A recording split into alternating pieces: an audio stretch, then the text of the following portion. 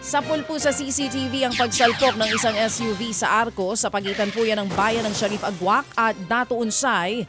Diyan naman po yan sa Maguindanao del Sur. Sa video, makikitang humaharurot ang SUV hanggang sa tuluyang bumangga sa Arco.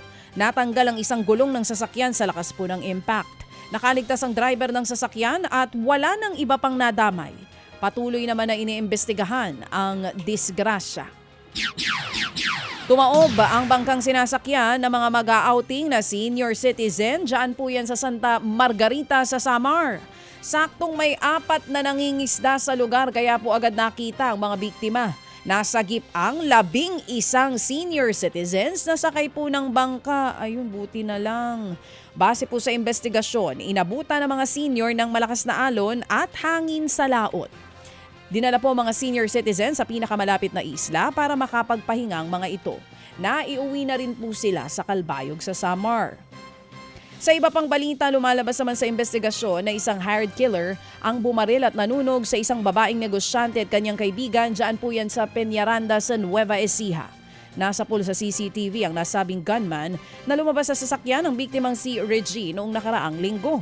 Binuhusan niya ng kerosene ang sasakyan at saka po ito sinilaban. Buti na lang may CCTV dun sa area na iyon. Kalaunay nakita nga po, napatay na si Regine at ang kaibigan nito na si Michael. Una nang inaresto ang 5 suspect sa krimen. Kabilang na po dyan ang itinuturong mastermind at maging kaibigan ni Regine na si alias Lerma. Nag-ugat daw po ang krimen sa hindi mabayarang 2.5 million pesos na utang. Patuloy naman pong tinutugis ang gunman.